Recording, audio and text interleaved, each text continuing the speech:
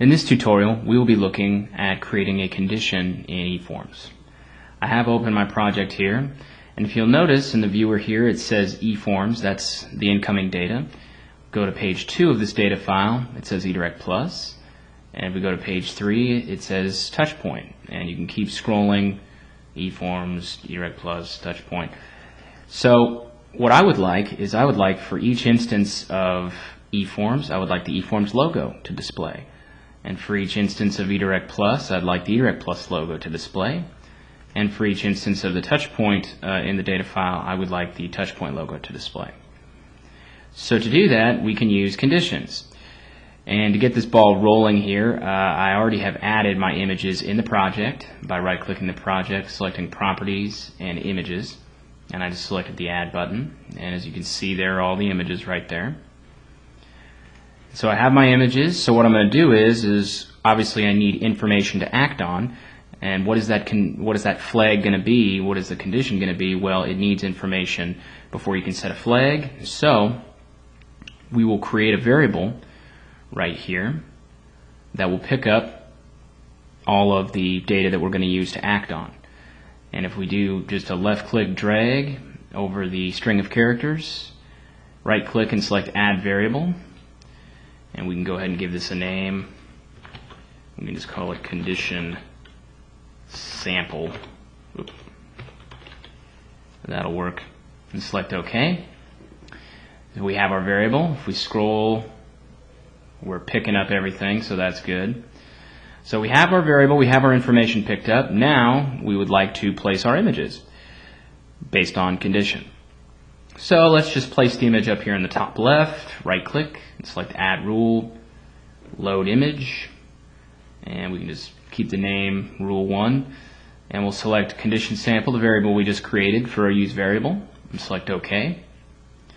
And since this is our first page, it has eFORMz on it, we want our eFORMz logo just to keep things consistent, and we'll select OK, and there it is.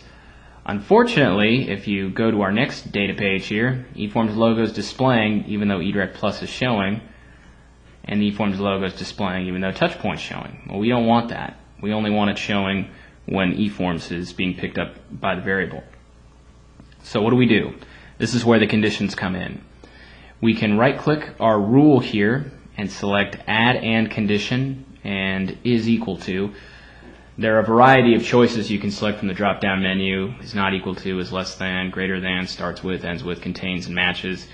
Depending upon your needs, you may need one and not need the others. This is just a real basic example, so is equal to should work. We'll use the variable we created, condition sample, and if it's equal to eFORMz, it will display the logo. So you just enter eFORMz in as a constant there. Select OK, and as you can see, it's still showing up here on page 1 right here, but if we go to the next page, it's not showing up. If we go to third page, it's not showing up. So our condition is working. We have successfully implemented a condition in eFORMz. Now, just to finish it out, what you can easily do then next is add another rule.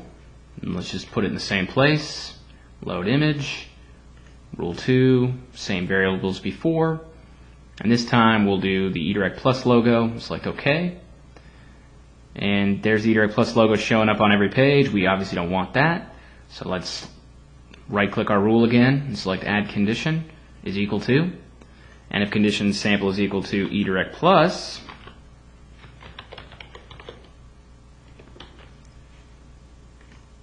it'll only show up. And so we've removed it from page 1, but there it is, it's showing up on page 2.